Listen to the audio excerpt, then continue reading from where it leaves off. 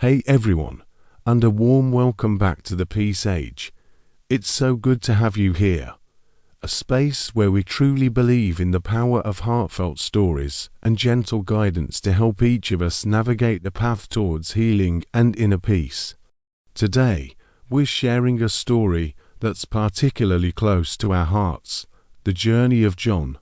He's a veteran, a brave soul who carried the invisible wounds of war, battling severe post-traumatic stress disorder, or PTSD. But in the midst of that darkness, he discovered an unexpected beacon of light and healing through a simple, everyday act, planting something new each morning.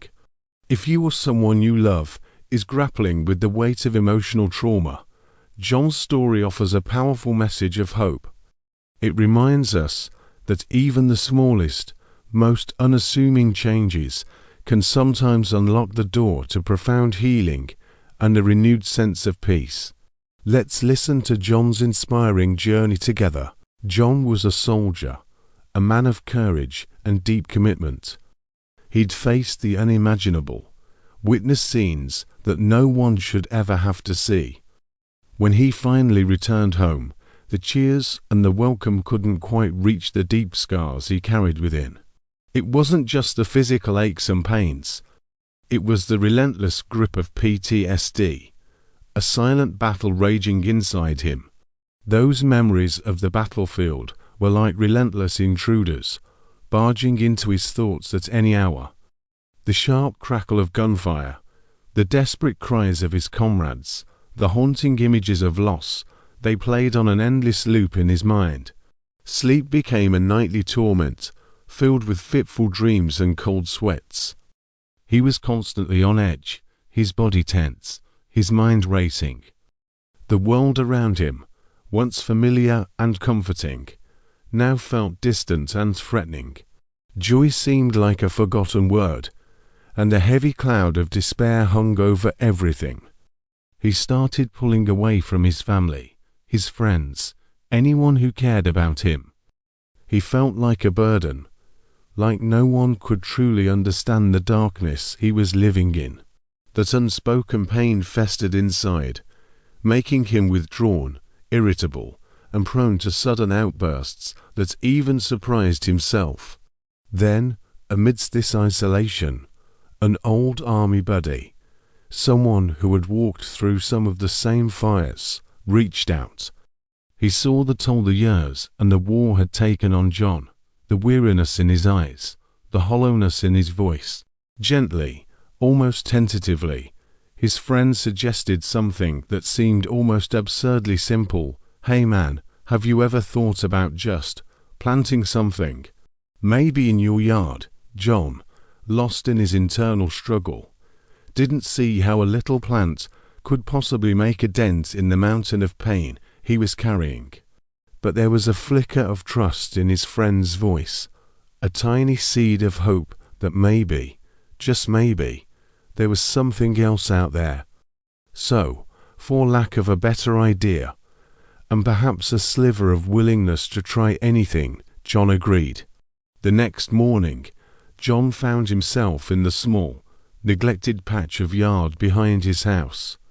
He located a dusty trowel in the shed and, with a sigh, turned over a small patch of earth. He picked out a small seedling from a local nursery. He couldn't even remember what kind it was, and carefully placed it in the ground. His calloused hands, once so familiar with the cold steel of a rifle, now gently patted the soil around the fragile stem. He fetched a watering can and poured water onto the parched earth, watching as the tiny plant seemed to drink it in. This simple act, almost mechanical at first, slowly began to shift something within him. The next day, he found himself drawn back to the little plant. He noticed a new leaf unfurling, a delicate shade of green against the brown earth. He pulled a few weeds that had sprung up nearby. This small routine started to take root in his day, a quiet ritual in the often chaotic landscape of his mind. Instead of waking up with that immediate wave of dread and those intrusive memories, his thoughts would drift, almost involuntarily, to the little plant waiting for him in the yard. He started anticipating that quiet moment of connection with something alive and growing. He began to pay attention, the way the sunlight touched the leaves, the feel of the cool soil on his fingers, the tiny buds that started to appear. He learned its needs, when it needed water, when it needed a little more sun. This focus on the present, on the tangible reality of the growing plant, started to push those phantom echoes of the past further away. The anxiety still lurked, the sleepless nights still happened, but they weren't quite as overwhelming, as all-consuming. There were these little islands of peace in his day, these moments of quiet concentration in his garden. As the days turned into weeks, the plant flourished, growing taller and stronger. And in a subtle, almost imperceptible way, John began to feel a shift within himself too. Watching the resilience of that little plant, its unwavering drive to reach for the sun, seemed to mirror something stirring within him. He started to take small walks around the neighborhood, noticing the other gardens, the trees swaying in the breeze. He even struck up a brief conversation with a neighbor about their roses. The isolation that had become his prison began to loosen its grip. A fragile smile started to appear on his face again, and in his eyes, a flicker of that old spark, that zest for life he thought he'd lost forever, began to rekindle. John's quiet act of planting had become a powerful act of healing, a testament to the profound connection between nature and the human spirit. Now, John's story isn't just a one-off thing. Science has actually shown that nature has a really positive impact on our mental health. For example, a study out of Stanford University back in 2015 found that just taking a 20-minute walk in a natural setting can significantly reduce negative thoughts and boost your mood. They even used brain scans to show the positive changes happening in the brain after being in nature. Then there was this article in the International Journal of Environmental Research and Public Health in 2019. It looked at a bunch of different studies and concluded that gardening, kind of like what John was doing with his plants, helps lower your cortisol levels. That's the stress hormone.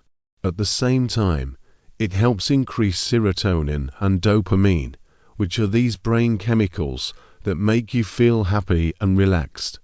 For people dealing with PTSD, being around nature regularly can really help lessen those feelings of anxiety and depression, and it can even improve sleep quality and just their overall quality of life. Planting things can also help you develop mindfulness. That's basically being fully present in the moment and really feeling what you're doing, instead of getting caught up in stressful thoughts or those painful flashbacks.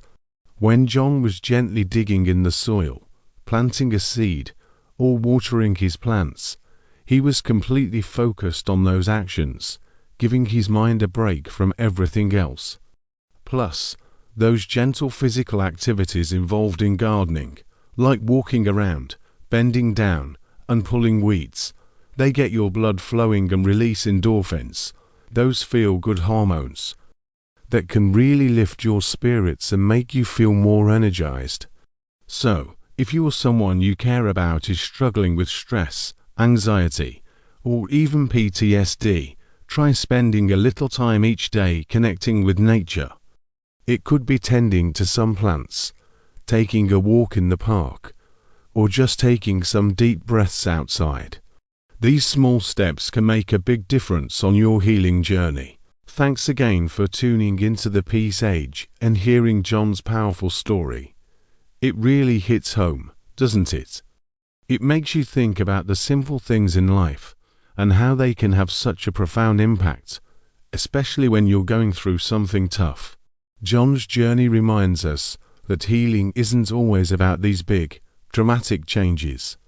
Sometimes it's the quiet, consistent acts, like that daily ritual of connecting with something living and growing, that can slowly mend those inner wounds.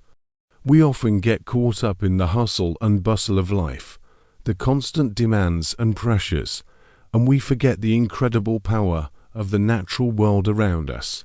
John's story is a gentle nudge to maybe slow down a little, to notice the small miracles happening every day, like a tiny sprout pushing its way through the soil. It's a reminder that even after the darkest storms, there's always the possibility of new growth, of finding beauty and peace again. If John's experience resonated with you, maybe it's a sign to explore your own connection with nature. You don't have to be a seasoned gardener. It could be as simple as bringing a small potted plant into your home, spending a few minutes each day tending to it, or maybe taking a short walk in a nearby park, really paying attention to the sights, the sounds, the smells. Even just sitting by a window and watching the changing seasons can bring a sense of calm and perspective. Think about it. For John, that little plant became more than just something to grow. It became a focal point, a reason to get out of bed in the morning, a tangible symbol of hope and resilience. It gave him a sense of purpose, something to nurture and care for, and in turn, it nurtured and cared for him. It's like that old saying, to plant a garden is to dream of tomorrow. And for someone who had been living in the shadows of yesterday, that dream of tomorrow was everything. So, if you're feeling overwhelmed, stressed, or like you're carrying a heavy burden, consider giving yourself the gift of nature. It's not a magic cure, but it's a powerful tool, a gentle balm for the soul. And just like John discovered, sometimes the most profound healing comes from the simplest of acts. We really encourage you to share John's story. You never know who might be out there, silently struggling, who could find a glimmer of hope and inspiration in his experience. By hitting that share button, you could be offering someone a lifeline, a gentle encouragement to try something new, something that might just make all the difference. And please, if you haven't already, take a moment to subscribe to the Peace Age. We're building a community here, a supportive space where we can share more stories like John's, offer more tips and insights on mental and emotional well-being, and remind each other that we're not alone in our journeys. We believe in the power of connection and the ability of each of us to find our own path to peace. Remember, healing is a process, and it looks different for everyone. Be patient with yourself, be kind to yourself, and don't be afraid to reach out for support when you need it. And who knows, maybe your own journey to healing will start with something as simple and beautiful as planting a seed.